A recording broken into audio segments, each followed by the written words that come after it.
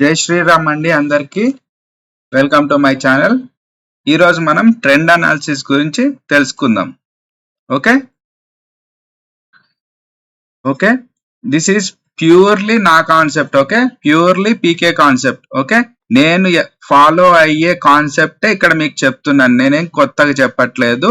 And one more thing, మీకు నచ్చితే follow అవ్వండి, నచ్చకపోతే ఫాలో అవ్వద్దు. ఓకేనా? నేనైతే ప్రతిరోజు ట్రెండ్ అనాలిసిస్ ఇలాగే చేస్తాను. నేను ఎలా చేస్తానో అది మాత్రమే మీకు చెప్తున్నాను. ఓకేనా? ఇంకో విషయం, చాలా మంది మీటప్ కూడా అడుగుతున్నారు. ఒకవేళ ఈ వీడియోకి 1 lakh లైక్స్ కానీ 1 lakh డిస్లైక్స్ కానీ వస్తే నేను మీటప్ ప్లాన్ చేస్తా. ఓకేనా? మళ్ళీ చెప్తున్నా, ఈ వీడియోకి 1 lakh లైక్స్ కానీ 1 lakh డిస్లైక్స్ కానీ వస్తే నేను మీటప్ ప్లాన్ చేస్తాను. ఓకేనా? ఈ కాన్సెప్ట్ చాలా డిఫరెంట్ గా ఉంటుంది. నేను ఫాలో అయ్యే కాన్సెప్టే మీకు చెప్తున్నాను. ఓకేనా? నిజానికి నేను కాల్ తీసుకున్నా ప్రాఫిట్స్ చూపిస్తాను, పుట్ తీసుకున్నా ప్రాఫిట్స్ చూపిస్తాను, ఏ సైడ్ నేను ఎంట్రీ తీసుకున్నా సరే ప్రాఫిట్స్ వస్తాయి నాకు. కానీ మార్కెట్ లో నువ్వు ఒక డైరెక్షనే చూస్ చేసుకోవాలి అంటే మాత్రం నేను ఇప్పుడు మీకు చూపించే పద్ధతిలో మాత్రమే నేను ఎంట్రీస్ ప్లాన్ చేస్తాను. ఓకేనా? నేను చేసే పద్ధతి ఏంటంటే, ప్రతిరోజు first candle 1 minute candle morning open అవుతుంది. మీకు అందరికి ఐడియా ఉంటుంది, నేను everyday morning 1 minute candle time frame లోనే చూస్తాను. ఆ 1 minute క్యాండిల్ ఉంటుంది కదా, ఈ 1 minute క్యాండిల్ మీకు కనిపిస్తుందా? ఈ 1 minute క్యాండిల్ యొక్క బిహేవియర్, ఈ 1 minute క్యాండిల్ మనకి ఏం చెప్తుంది, ఈ యొక్క క్యాండిల్ యొక్క బిహేవియర్ ఏంటి అనేది నేను ఫస్ట్ అనాలిసిస్ చేస్తాను అనమాట. సో అది అనాలిసిస్ చేసిన తర్వాతే నేను మార్కెట్ లోకి ఎంటర్ అవుతాను. అది ఎలా అనాలిసిస్ చేస్తాను మీకు ఇప్పుడు చెప్తాను.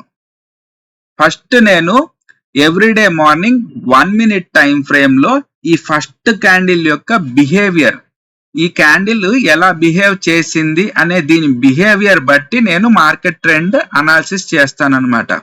ఈ క్యాండిల్ చూసి ఈరోజు మార్కెట్ పైకి వెళ్తుందా కిందికి వెళ్తుందా అనేది నేను చెక్ చేస్తాను.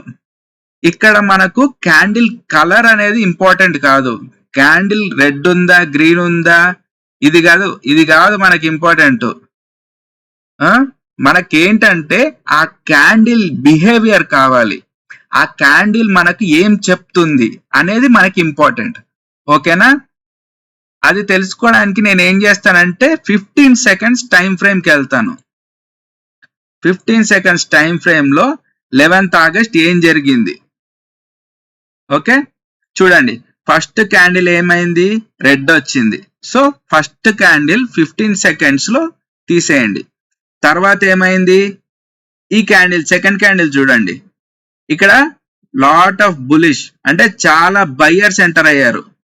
థర్డ్ క్యాండిల్ చూడండి, ఇక్కడ కూడా చాలా రెడ్ కలర్ లో ఉన్నా సరే చాలా బయ్యర్స్ ఉన్నారు కాబట్టి ఇలా వచ్చింది క్యాండిల్. థర్డ్ క్యాండిల్ కూడా బయ్యర్స్ ఉన్నారు. సో ఇక్కడ నుంచి ఈ ఫస్ట్ క్యాండిల్ వదిలేస్తే ఇక్కడ నుంచి ఇక్కడ వరకు బయ్యర్స్ ఎంటర్ అయ్యారు. ఓకే, 3 బయ్యర్స్ క్యాండిల్స్ వచ్చాయి, 3 గ్రీన్ క్యాండిల్స్ వచ్చాయి. సో ఈ 11th August ఏంటి, నేను సిఈ ప్లాన్ చేశాను. ఓకేనా? చూడండి, ఆ రోజు ఎక్కడెక్కడ లోయెస్ట్ పాయింట్స్ ఉన్నాయో అక్కడ నేను ఎంట్రీస్ తీసుకుంటూ మొత్తం కాల్లోనే ఉన్నాను, మనకు ప్రాఫిట్స్ వచ్చాయి. Next day 12th August 15 seconds time frame లోనే ఉంది క్యాండిల్.